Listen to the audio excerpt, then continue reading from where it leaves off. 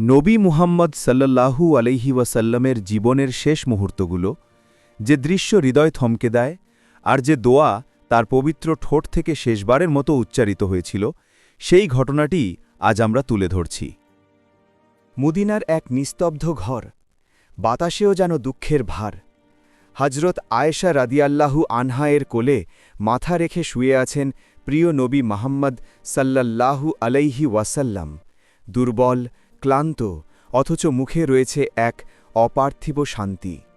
এ সময় ঘরে প্রবেশ করলেন হজরত আব্দুর রহমান রাদিয়াল্লাহু আনহু। তার হাতে কাঁচা সবুজ মিসওয়াক। নবীজির দৃষ্টি পড়তেই আয়েশা রাদিয়াল্লাহু আনহা বুঝলেন, শেষ মুহূর্তেও তিনি পবিত্রতা ভালোবাসেন, চান আল্লাহর স্মৃতি নিয়ে প্রভুর কাছে ফিরে যেতে। আয়েশা রাদিয়াল্লাহু আনহা নিজ হাতে মেসওয়াকটি নরম করেন, যেন সামান্যতম কষ্টও না লাগে। নবীজি সাল্লাল্লাহু আলাইহি ওয়াসাল্লাম ধীরে ধীরে মেসওয়াক করলেন, পানি দিয়ে মুখ ধুলেন। এরপর তিনি বলতে লাগলেন, আল্লাহ ছাড়া কোনো উপাস্য নেই, নিশ্চয়ই মৃত্যুর রয়েছে কঠিন যন্ত্রণাসমূহ। ঘরে থাকা সবাই নিস্তব্ধ, কেউ কান্না চেপে রাখতে পারছে না। নবীজি সাল্লাল্লাহু আলাইহি ওয়াসাল্লাম তারপর আকাশের দিকে তাকালেন। চোখে যেন অজানা এক জগতের প্রতিচ্ছবি, কণ্ঠে কাঁপুনি।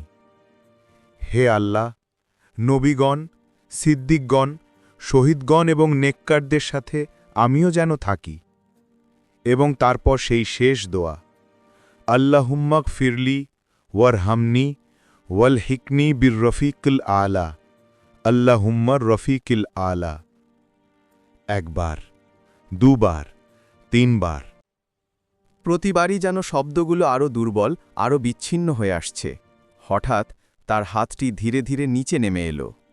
দৃষ্টি স্থির হয়ে গেল চিরতরে। ঘর ভরে গেল ভারী নীরবতায়। আয়েশা রাদিয়াল্লাহু আনহায়ের কোলে থাকা সেই প্রিয় মুখ নিঃশ্বাসহীন। মানবতার সর্বশ্রেষ্ঠ মানুষ মুহাম্মদ সাল্লাল্লাহু আলাইহি ওয়াসাল্লাম এ পৃথিবী ছেড়ে চলে গেলেন।